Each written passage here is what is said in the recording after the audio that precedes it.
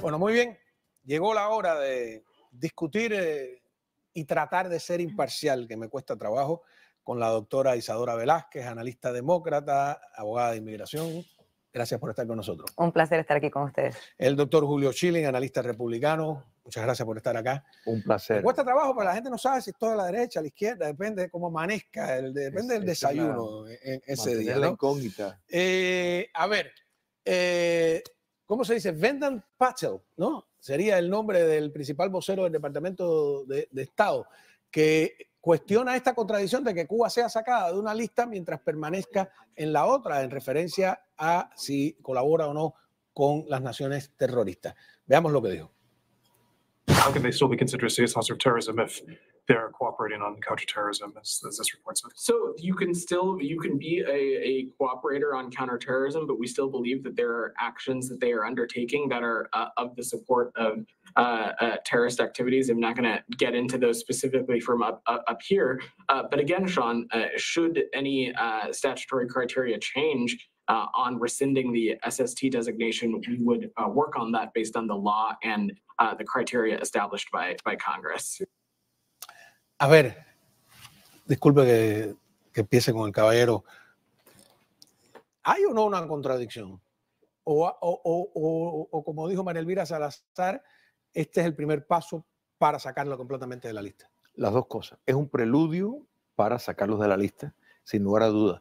Pero esto es un oxímoron moral, es una contradicción total, porque primero el factor de que quieren colaborar con un patrocinador del terrorismo. O sea, pues, ¿qué es lo que va a hacer el régimen terrorista? Va a dar desinformación, va a utilizar esa relación que supuestamente existe a su beneficio. Entonces, no se puede estar en misa y en procesión. Los Estados Unidos no puede considerar que Cuba comunista es un patrocinador del terrorismo, que lo es, y a la misma vez decir que está colaborando contra el terrorismo. O sea, claramente esto es una movida a exigencias de La Habana con el fin de que lo saquen de la lista de terroristas, con el fin de que puedan ser elegibles para determinados factores de créditos que mientras están en la lista de terroristas no lo son. Eso es simple y llanamente. A ver, doctor. Algunos, ¿no? Es que nos cuesta trabajo entender por dónde va la política hacia Cuba, porque un día tiran una por acá, otra, una señal de este. Antes le echaba la culpa a Juan González, pero ya no se la puedo echar a Juan González. Ayúdeme a entender. Creo que aquí el señor Patel cometió el error de no tomarse el tiempo para verdaderamente explicar qué es lo que está pasando. La realidad es que hay varias listas. Primero que esta lista de países que no cooperan en su totalidad nada con lo que es el movimiento antiterroristas. Cuba entró en el 2020 debido a un ataque terrorista que ocurrió en Bogotá, en el cual las personas se fueron a esconder a Cuba y Cuba dijo no vamos a extraditarlo. Por ende, desde el 2020 los Estados Unidos pone a Cuba en esta lista, la cual no estaba. Porque siguen ahí. Lo interesante, sí, pero lo interesante es que la respuesta de ahí en adelante, o la justificación que dan para eliminarlo, es que desde ahí ha habido cierta cooperación, la cual el gobierno no entra en detalle cuál fue la cooperación, y que el gobierno colombiano ya no desea que estas personas sean extraditadas. Bueno, porque es Petro, ¿no? Esta cooperación también lo interesante es que se refiere también a personas locales acá en los Estados Unidos, que recuerda que tenemos en estos momentos el juicio a ese famoso espía que tuvimos por muchísimo tiempo en el gobierno, entre otras, correcto. Eso no quita a Cuba entre los países que auspician el terrorismo. Me parece también, en mi humilde opinión, sin que me hayan preguntado, que parte de esto se lleva a cabo para justificar parte del trato que tiene el cubano inmigrante al entrar acá a los Estados Unidos. Anteriormente hablabas con mi compañero Ángel Leal sobre la cantidad de cubanos que han entrado aún con el parol, como muchos de ellos entran de manera irregular y muchos de ellos son deportados de vuelta a La Habana. Es una de las críticas esenciales de cómo se manejan las personas. Es contradictorio al mismo tiempo deportar a La Habana, decir que alguien no es sujeto a un asilo y al mismo tiempo decir que el país no coopera en contra de lo que es el antiterrorismo. Así que yo lo veo como una justificación a estas deportaciones que van a continuar y al mismo tiempo una manera que hay varias listas, hay que considerar cuándo se metió y lo que implica cada una. Déjame aprovechar tu condición de abogada de inmigración para volver al tema anterior. ¿Cómo ves tú esta situación de que se creó, al menos en el tema cubano, se puso a Cuba entre los países que se iban a favorecer con el parol y resulta que no han logrado frenar. Porque si en lo que va de año hay ya 43.000 cubanos que han entrado por la frontera, al menos en el caso cubano, ¿es un fracaso absoluto o no? Con mi compañero Leal lo explicó perfectamente en la conversación anterior, que va mucho más allá de lo que son la inmigración y la necesidad que pueda tener la persona, sino la condición social del país hay que tomarla en consideración. ¿Y la política?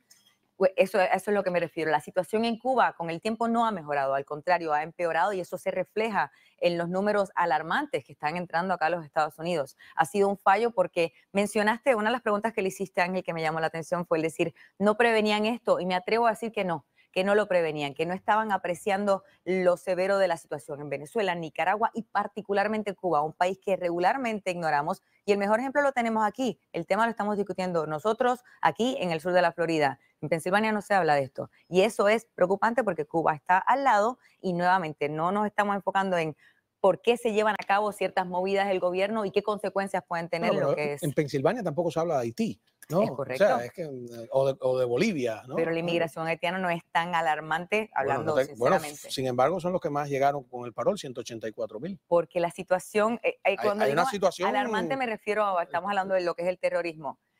Haití tiene una situación en la cual su gobierno es gobierno de gangas, pero es un gobierno que para bien o para mal lo desesperante está en cierta manera en la isla. Cuba no. Cuba lo desesperante se riega como una plaga que ha llegado a grandes países más allá y que está teniendo un efecto en dichos países y en nosotros. Fíjate, en cuanto a lo que dices ahora de que el problema es el sistema, en otras palabras, sí. O sea, el enfoque de cualquier gobierno estadounidense debe ser en promover un cambio de régimen en Cuba comunista. No, pero fíjate, disculpa, pero Isadora no mencionó política, dice, hay una situación social y hay gran parte de la administración que cree que el problema es económico y social y no político. Pero un régimen totalitario como el Castro comunista, lo económico está mezclado con lo político, es inseparable, es una fusión que no puede todos romper. lo ven así, ¿eh? Pero aquí es donde está la cosa. O sea, tú mencionaste en el segmento anterior de que esto le conviene a la dictadura castrista. Y por supuesto que sí, ellos están transferando su fuerza laboral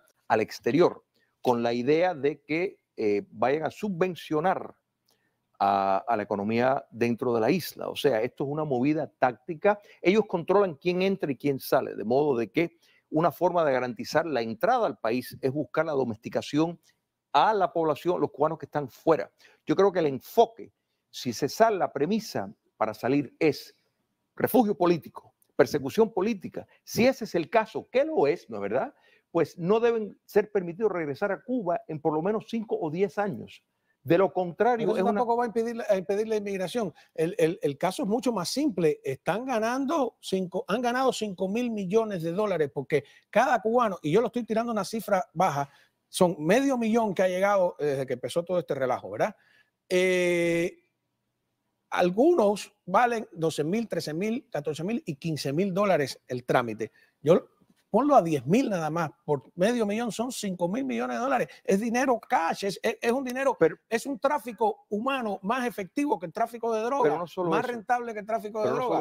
Lo otro es a largo plazo, de si damos o no dinero. Pero no solo eso, hay un entendimiento de que aquí estamos, todos los conocemos, los conoces tú, los conoces Isadora, madres que están saliendo, que los hijos están en Cuba y están trabajando 2 trabajos para mantener a los hijos en Cuba. Sí, entonces, quiere decir que es una entrada segura para el régimen castrista sin tener que hacer absolutamente nada, sin tener ningún costo social directo de proveer cobertura médica, de proveer alimentos. Entonces, el comportamiento en el exterior con fines a no entrar en el entorno político que vaya a ocasionar una crítica al castrismo, pues entonces es una forma de regular la conducta, de buscar el autocensura. Entonces, eso es lo que hay que eliminar. O sea, si una persona quiere regresar a los 2 años, magnífico, que haga la cola con inmigrantes que vienen de Paraguay. Es bueno que esa teoría, pero al final esa es una segunda etapa más enredada. La cosa está aquí cerca. Vamos a aterrizar en la política nacional cuando regresemos de la pausa. No sé si ustedes vieron la discusión en la Comisión de la Cámara de Representantes que se volvió, digamos, algo solariega, diríamos. Me quité las pestañas por esa discusión. ¿Las pestañas son reales? Son reales. Ah, bueno. Ten cuidado si te encuentras con los protagonistas de esta bronca cuando regresemos.